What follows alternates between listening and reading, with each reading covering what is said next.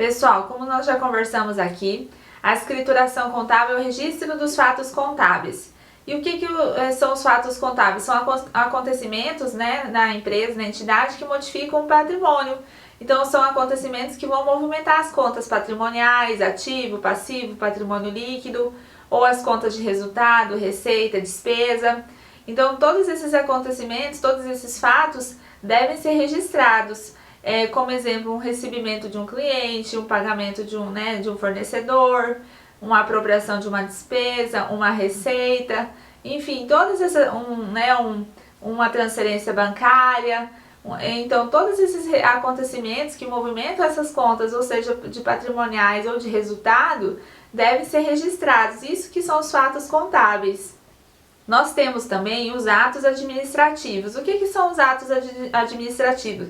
São situações que a empresa procede, mas que não vão ser reconhecidos, que não vão ser lançados, né, na escrituração contábil, porque são apenas promessas, situações que posteriormente podem vir a ser registrados como fato contábil. Como é o caso de um empréstimo bancário, quando você está organizando a documentação, quando você está, o ato de registrar um funcionário é um ato. Esse ato em si, ele não modifica o patrimônio. No caso do registro do funcionário em si, não modifica. É um ato administrativo. O que vai modificar o patrimônio é a prestação de serviço, é a apropriação daquela despesa, né? O funcionário presta o serviço no mês e vai ser apropriada aquela despesa com folha de pagamento. Assim, é um registro de fato contábil, mas apenas o registro é um ato administrativo. Então, fato contábil eu reconheço, eu lanço. Ato administrativo, eu não lanço, eu não reconheço. E as normas contábeis trazem que o registro dos fatos contábeis deve acontecer pelo regime de competência. E o que é o regime de competência? É você registrar esse fato contábil, seja uma receita, seja uma despesa, de fato quando ela ocorreu, e não pelo pagamento, pelo recebimento. Então, quando você recebe um adiantamento de cliente, você vai registrar o adiantamento de cliente e no momento que você prestar aquele serviço, você entregar aquele produto, aí sim você vai registrar a receita, né? A receita de prestação de serviço ou a receita de venda de mercadoria. Então é isso que é o regime de competência, você registrar a receita de fato quando ela ocorre. E a mesma coisa para a despesa, você registrar essa despesa quando de fato ela ocorre, não pelo pagamento.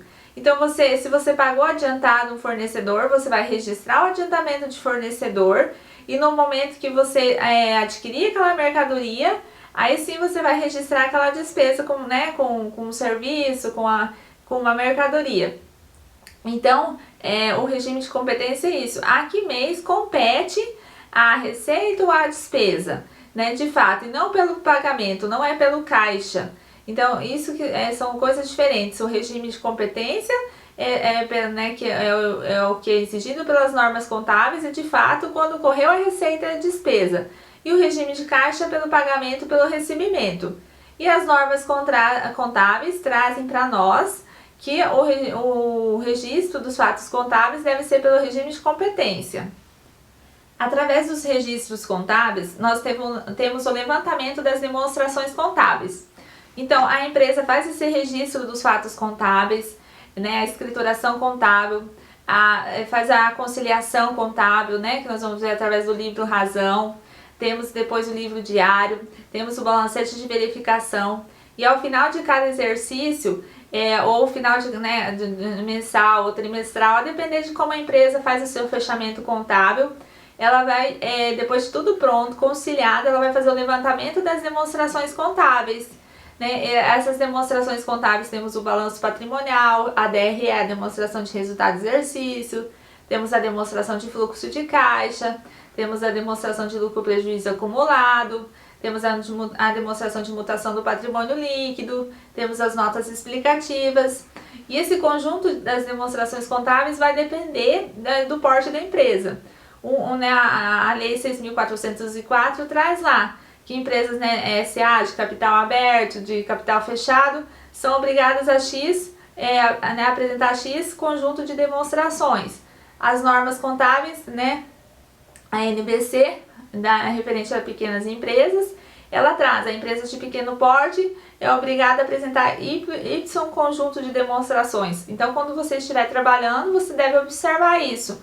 Né? Você está efetuando ou fazendo uma escrituração contábil de uma grande empresa, de pequeno porte, de grande porte ou de pequeno porte. É isso que você deve observar para você olhar na legislação e você verificar qual conjunto, né, de obrigações, de demonstrações você está obrigado a entregar.